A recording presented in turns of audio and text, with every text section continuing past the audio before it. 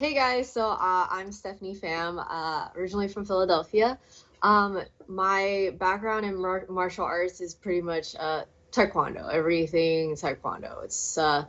I trained in the International Taekwondo Federation side of Taekwondo instead of the World Taekwondo Federation. I don't know if a lot of people know the differences, but yeah, I focus on the ITF side of it. Right now, I am a fourth degree black belt in Taekwondo.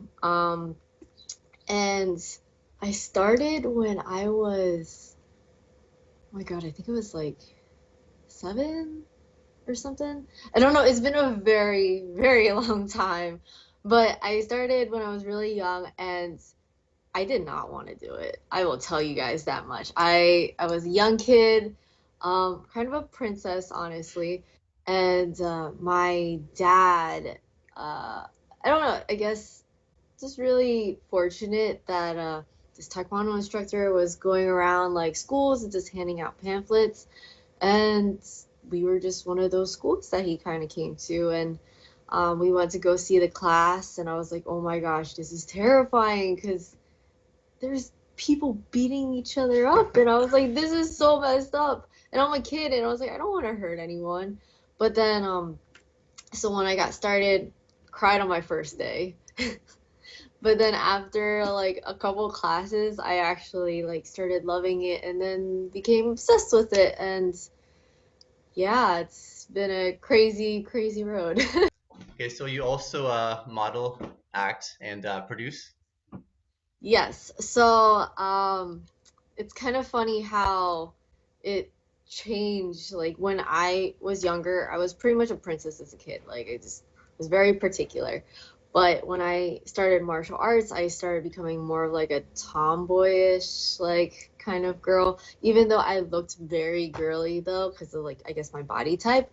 But I just I don't know, I was always known as the Taekwondo girl and I really liked it. It was just cool. But through a lot of experiences in Taekwondo and just like experiences like competing, I kind of learned like, you know what, if there's any opportunities, don't let it go. Like just take advantage of it no matter how scary it may be because it may be something that's really unknown. Just try it. And that's kind of how I got into pageants actually just to kind of like show you like the progression of where I ended up. Um, got offered to be in a pageant called like the National American Miss. There was a Pennsylvania competition, and I was like, you know what? I'm gonna do it. And all my Taekwondo friends, they made fun of me for it because they're just like, oh my God, we're not gonna like hit you in the face. You're like, ooh, pageants now, right? And I was like, all right, whatever. I don't care. I'm gonna try it. And I gave it my best, and I ended up getting, I think I was like fourth runner up or something, which is amazing because I was like, I don't know what I'm doing. And of course, my talent portion, I did Taekwondo. Yeah. So from there, I got offered to, well, at this time I was in college and studying like whatnot. But during the weekends, I was offered to go to like acting and modeling school. So I did that for 10 weeks, finished that, got my certificate or whatnot. And then I was like, you know what? It's one thing to kind of go to school and like or to take classes, but it's another thing if you don't do anything with it. So that's how I kind of got into modeling first. So did my research, started doing modeling jobs here and there, and then graduated school. Then I was like, you know what? I like I got offered a corporate job like right out the bat, and I was like, you know what? I don't like this. It's not really for me. So then I decided, you know what, I'm gonna put my 2 weeks in, and I've always wanted to do acting. Um, and I wasn't really sure what to do, where to go, so I started doing some research, and that's when I was able to meet Joey from Art School Dropouts and started working with him and like I grew up watching martial art films, so it just made a lot of sense. So that's how I kind of got involved with Joey, and like now we own Art School Dropouts together, and we produce like short films, web series, and features, and action comedy, like very much like Jackie Chan style type of stuff. And it's fun. I grew up watching like Jackie Chan, Jet Li, like all of like Sammo Hung, um, idols like Moon Lee and like Yo and all these people, and it's like I can be those people now on my own YouTube channel. And it's kind of crazy. So Yeah. yeah, that's kind of like a short version of a long story of my whole like life, I guess. Awesome. So can you talk to me about like how your martial arts training has seeped into other areas of your life? Like the attributes you built there has helped you with either modeling or the art school Dropouts project? Oh my gosh. Okay. Taekwondo, if it wasn't for Taekwondo, I don't even know what I would like. Taekwondo is such a huge basis of my life. Just the training, the all the experiences that I've had, everything just ties into who I am today.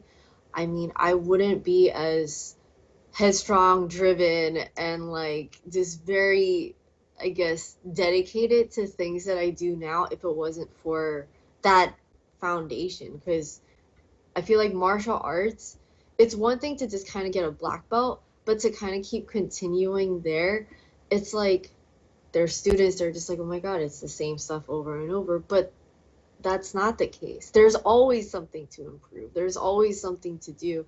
And it's like taking that kind of mentality and then just putting it towards just everyday life. Like, for example, when there's certain days where I am like just exhausted, I'm tired of work, I feel just really beaten up, and I just feel like there's no hope in the day. I'm like, no, I gotta keep going. And I learned that from martial arts. Like, I think martial arts training, just martial arts in general, like, I get it. A big thing now is like MMA, and everybody's like hitting and punching each other, and it's like blood and all the gore and just like the intensity.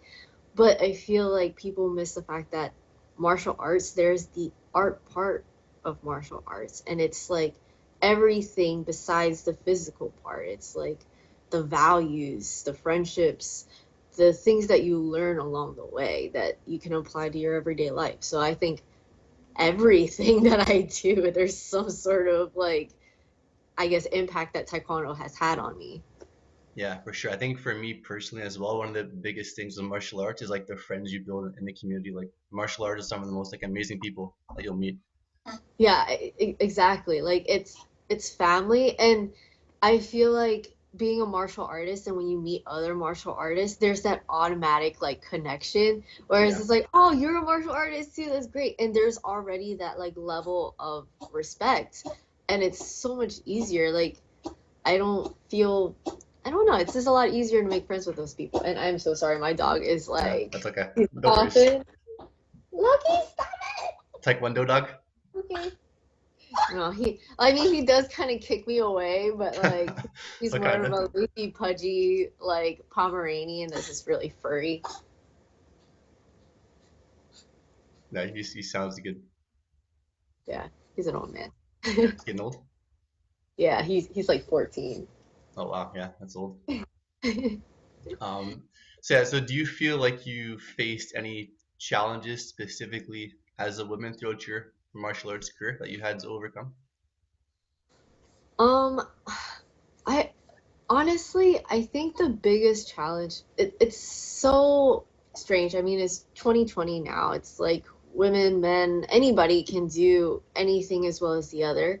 But I felt like growing up, a big part of, I guess, being a woman, it's always like, oh, you fight? You can't beat me up. And it's always like those condescending, like, type of challenges.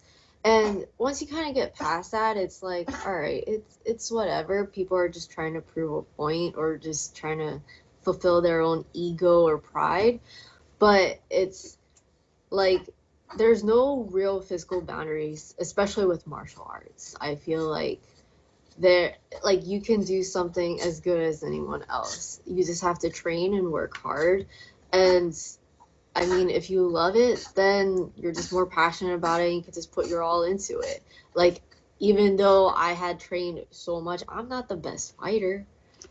I never won at the world championship in sparring, unfortunately. I mean, I placed at the world championships, but I didn't win, and it's always something that like bothers me. But it's like you can just kind of keep going for it, you know? And Yeah. it's like you can't like you're born the way you are. It's not gonna stop you. And if it's something that you want to do, then just go for it. What are you waiting for? Just jump.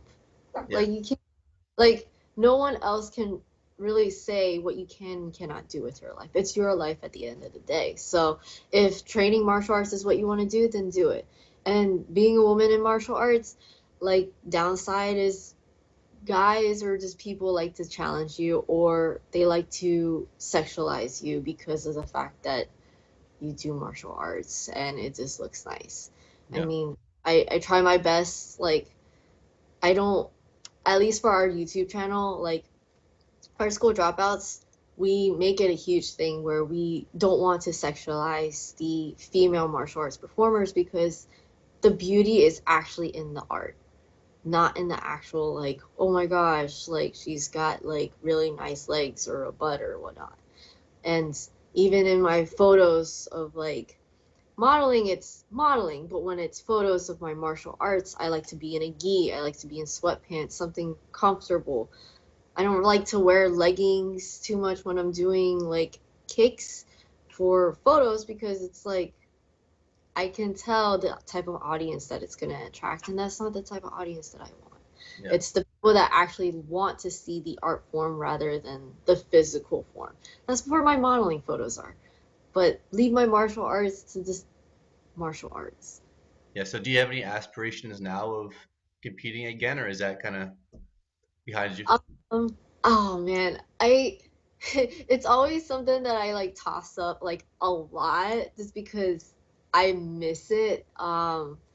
It's crazy how just years from like back when I used to compete to now. I mean, I sound like I'm really old, but I'm really like not that old. But it's just there's a huge jump, you know, like there's like just exercise science now. You know what I mean? There's like smarter ways to kind of like recover and like train and use your body like I have bad knees because like I used to train all the time. There wasn't really much of like, oh, there's a rest period, like you're supposed to rest like at least what once or twice a week or something.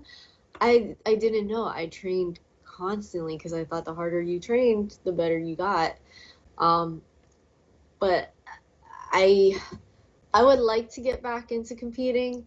At this point, I don't think it's possible just because like it's really just myself and Joey that handles art school dropouts and the day to day and handling that business. And then I also have like other like side jobs and businesses just to help like I guess you know pay the rent. But I guess in a dream world, it would be art school dropouts would be self-sustaining and like just making movies and then I can train and compete on the side. That would be That'd be your amazing. ideal dream. Oh yeah, Yeah. that's the dream. So your primary focus now is building art school dropouts. Yeah, pretty much is building art school dropouts. So I kind of put like my modeling and acting career a little bit on the back burner just so that I can focus more on art school dropouts because we're expanding, I guess, business wise, but like the workload is still upon like Joey and I. We started like two other channels under the umbrella of art school dropouts. So it's anime dropouts, which is like all things anime. It's like an anime podcast, basically welcoming all weebs and whatnot. And then there's the other part where it's Hero G, where our friend from Kamen Ramen, he does like anime inspired training, like workout videos, where he does a whole workout with you for like 40 minutes or whatnot.